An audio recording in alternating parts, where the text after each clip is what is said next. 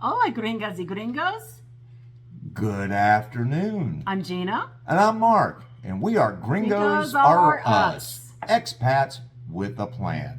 In today's video, we want to discuss increased urgency. We'll be right back to discuss it with you.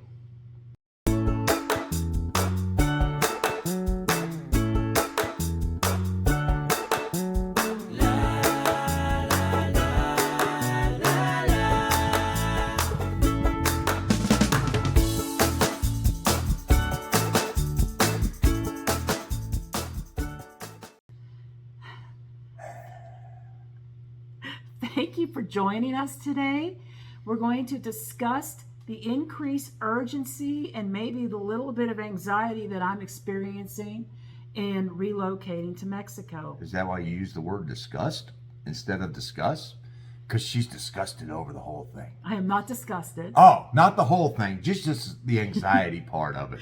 Before we get into that, would you please like our video, subscribe, and remember to ring that bell so when new videos drop, you'll be alerted. And it helps with the algorithms on YouTube and helps our channel grow. So, Mark. Oh, there's been an increase in a lot of information and talk going on the internet worldwide about a groundswell of people looking to move to Mexico for a variety of different reasons, which the primary one we all know, it's Mexico. Mexico's awesome. Absolutely. Why wouldn't you want to live there? But today we want to discuss what we think are three things that are causing this increased urgency and some of that anxiety in me. So, yeah, I feel it. Can you feel it? It's going down. Oh, no. But there's a lot of talk going about wanting to get out of present environments, present situations. Around the world. Mm-hmm. And it's really not hard to see if you look around and you just go, okay, if I'm living close to Ukraine, does the beach in Mexico look a lot better? Right. Yes. So let's dive into the reason for this urgency. I think the first big thing is there's been a lot of rapid changes in immigration policies, control, things like that going on in Mexico. And they're not even, if I had to describe it, I wouldn't say there's even been a comprehensive plan about it. I think this is just sort of almost like a knee-jerk reaction as to what is transpiring right now. Yeah. And they're looking at a lot of people trying to get in and overwhelming their system, and they're trying to figure out how they're going to keep up. And realistically, like a lot of other countries, trying to figure what's the right number. You know, how many do we want to come into our country? We all want to be open armed as far as immigrants and everything else, but there's that magic number. So that's the part that I think the Mexican government is trying to ascertain right now, and how much that their system has the capacity to run through and take care of in a timely manner. So some of the reasons for rapid changes, we are theorizing, of course. We have heard that the financials, for example, at the Canadian consulates aren't what they apparently used to be in the past. I don't even think they're the same as what they were at the beginning of the year. Right. I mean, there was a period where you could expect that your primary applicant would be the person who had to have that full monthly income or savings, and then your dependent would only have to have $800 to $1,000 more added to that. But we're learning that that's not true at the Canadian consulates, and it may not be true in some of the U.S. consulates, which means, you know, again, we're back to the consulates can run their own show, and they can do this however they wish. And the important part here is you really almost have to shop around and find the consulate that is going to that fits your needs as far as being able to prove what numbers you have in the bank account and are coming in every month, so that way when you do go down there, you have a better idea and a better chance of succeeding in your desire to get that residency, be it permanent or temporary. And that leads right into the next issue. Because of the shopping around and because of the overwhelming swelling of anxiety and urgency going on, now you have consulate offices that are getting a lot more demand than they used to. Getting an appointment is getting to be problematic. And since they only open it up for about a 2-week period in advance, and it is first come, first serve, it's, it's like getting tickets to a Garth Brooks concert. Oh, Lord, don't go there, please. That was a nightmare. And again, right back to dealing with the consulates. Getting those front row seats at Garth concerts wasn't easy. Getting an appointment at the consulate is not easy either. Please, front row? I was lucky to get us in the second tier. Well, I was just dreaming. But anyway, yeah. I enjoyed it like we were in the front row. True. So it's the consulate appointments. I don't want to put panic in people and we got to. No, some consulates are easier than others, obviously. But you know what? I will bet money that the ones that are easiest are probably the ones that are hardest getting appointments at. That just speaks of logic. Yes. And so then to follow that, now there's also demand at the INM offices. Inside the country, so that when you get down there, once you enter the country, you cannot leave the country unless there is a huge emergency that you are able to validate to the Mexican government. So you are in Mexico until you get that card. Some places it could be the same day. Some places it could be a couple of months. And certain cities are backed up and only taking appointments if you go really early in person, and that's just to schedule the appointment. That's right. And then you got to come back for the appointment. So there's that going on. Now, number 2 in our video topic today, what's driving this demand? Well, we touched on some of it a little already. Part of it, let's be for real.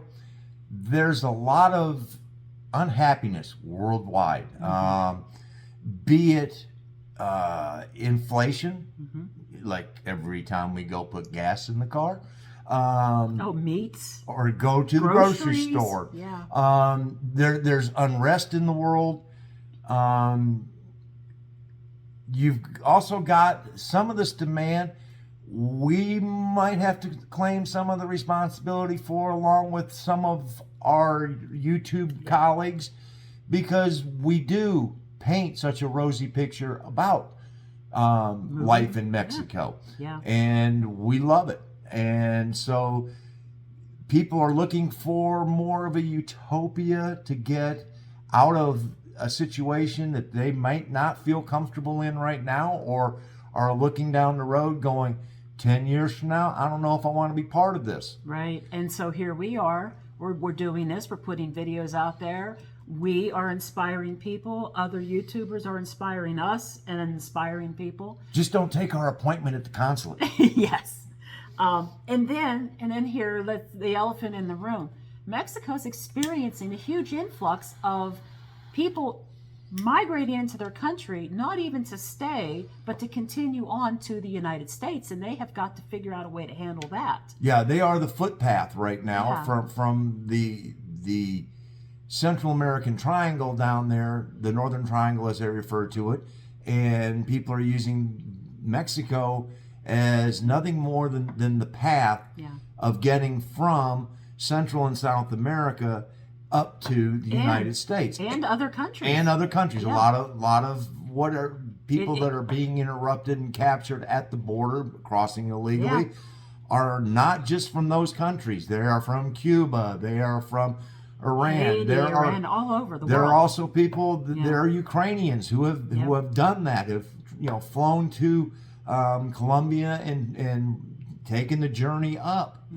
And so it's problematic and taxing for the Mexican government, because not only are they dealing with those of us who are trying to get into the country legally, they have this mass of humanity that is just basically walking in at the south and strolling the entire length of the country, which, God bless them, that's a long walk. Yeah, it is. But that's what they're having to deal with. And how do they deal with it? And part of their resources are having to deal with that particular situation right now. That leaves less to deal with those of us who are getting in and trying to do it the legal way. And and some of the things like inflation, for example, look, Mexico's not immune to that. I just watched a video a few days ago where there are some things that have jumped up 70-80% in a year. So, that's hitting them as well.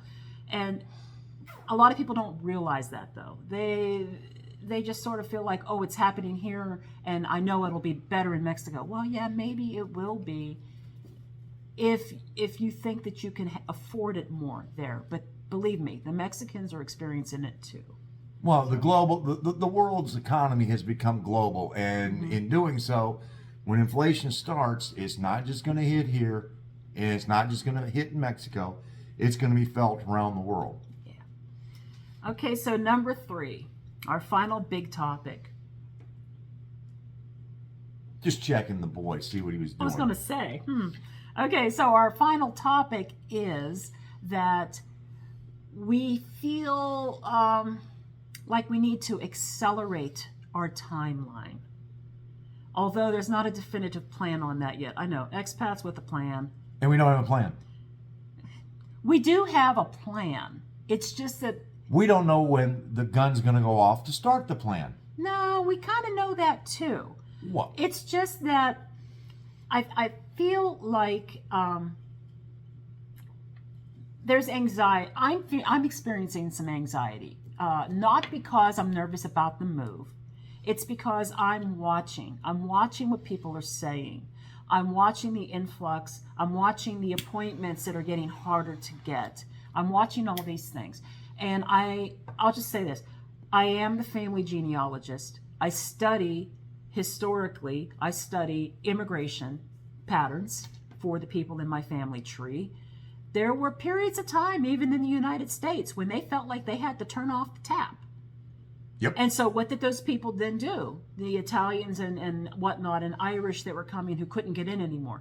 Well, they went up to Canada. And they either stayed there or they came down from Canada. See, there will come a time when the Mexican government said, okay, this is enough, full stop. We need to take a break. Yes. And reassess where we're at. And it seems like the more interest there is, the closer they may get to that. So... And this is all supposition. There's not a inkling of well, we got something that we know from the Mexican government. There's none of that. This is just a gut feeling that we're sort of expounding and sharing with you is what our concern is over this. This is not anything documented. This is not anything in the news. This is just us having a conversation. Straight talk with you right now about why we're feeling a little anxiety and why we feel that we may want to accelerate that timeline and get this done before the end of the year. As the number of immigrants are increasing into Mexico, it's causing delays. It's causing delays in a system that they're trying to work through with these increases. But they're trying to address it. Right. And the situation right now is as they continue to get more and more people legally applying to come to Mexico, what's happening is the situation is getting exacerbated because of the fact that they have here's a perfect example. in a lot of the offices, in the INM offices, they don't even have the printers to print the cards. So they have to send your information to an office, their nearest office that does have the printer, and then they get it printed for you. Now, does that mean that office is going to be slower? Not necessarily. It may be the fact that you can get in that day and they send it out the next day and you can have the card back next week. Or if that office is really backed up and they're going, you know what, this isn't a specific urgency for us. Right. We get the mañana treatment. I mean, I actually believe, I want to say this is the correct city, but I believe I heard a couple of times that Querétaro right now, their appointments are booked out to July. So let's say you went there tomorrow and you have 30 days. Now, granted, they will grandfather your 30 days until you get completed. But let's say that you had planned on going down and you had a window of time you were going to stay there like we had planned. And then you were going to come back and finish up the things you have to take care of in the United States and then make your final move. Well, we figured 30 days. You're going to go down there. Let's say you go tomorrow. You get in line at 6 a.m. They give you the first available appointment, 10 appointments a day max. They're not booking now until out to July. You can't leave. You the can't country. leave. You can't leave. You're now there till July. Yeah, you are stuck there. And the good news is that once you go to the INM and present your document to get your residency card, that has shown that you have reported to the INM office within the 30 days of you entering the country. Right, so you're covered there. You're covered there, but it doesn't help as far as the fact that you are now there until you get to go in and see them, and you still have to deal with the delays on the backside of it, where if it takes you 2 weeks to get in and it's taking them a month to get you the card, that's 6 weeks. Or now more. what? Or more. Or more, depending upon when you get to the thing, your appointment. So a lot of what is causing us some anxiety is that we thought we had this perfect little plan that, we're just going to bebop right down in there. We could be down there for 4 weeks and... rent an Airbnb for 4 weeks and we're in, we're out. We enjoy the month we get to spend in whatever city we decide to go to, and away we go. And we're back home and we begin the purge. Well, now we're sitting here going, okay, do we need to start researching which cities are allowing us to get in the fastest? Yeah. And some of these are cities that, for some reason, one or another, didn't make our list. And so we're trying right now to keep with the cities that have the INM offices that did make our final list, but that may have to be expanded a little bit as it gets closer to the time when we can go, all right, we need to work this out so that we can get in and get out and keep it to a month if at all possible. Right. But that's, right now, we're just going to have to all learn to work on the Mexican time and just flow with it. Because it's going to be what it's going to be, no matter what our U.S. expectations are of going, well, this would never happen in the U.S. Well, guess what? We're not in the U.S. So it's going to be what, on their timetable. And it could be, if you want to look at it the right way, it could be a very nice introduction to life in Mexico and adjusting the expectations. Sure. As Sir Dragon X was fond of saying, when he first got to Mexico, he'd stand in line at the supermercado, and he'd be going, God, why do these people have their money out? Why do they do this? Why do they do that? They're causing me to waste time. Where do I have to go? And now he realizes, okay, this is the pace we're going to be at. why not talk to people? Well, Enjoy the time. and that's all very valid. I just am coming from a different perspective where I'm worried that there may come a period of time where Mexico has to slow this whole thing down. Well, yes. And I don't want to be caught on the No. opposite side of that. That's we're talking about once we're there. Right. Yo. Right. But just relax. Go with it. Yes. Remember, there could be a mezcal waiting for you when you get home. With a chapuline. With a chapuline. All right. Well, thank you so much for watching today. Please comment below. Maybe you know some things that could be helpful in this navigating the current issues, although I honestly believe they change on the daily, so it's really hard to say today what might be tomorrow. Absolutely. This is really just a conversation between the two of us and you. So leave the comments down below, and we might be able to all help each other out. I hope so.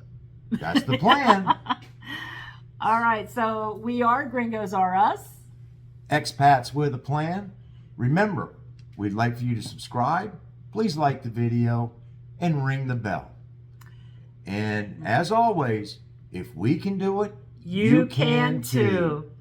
Hasta la vista. Adios.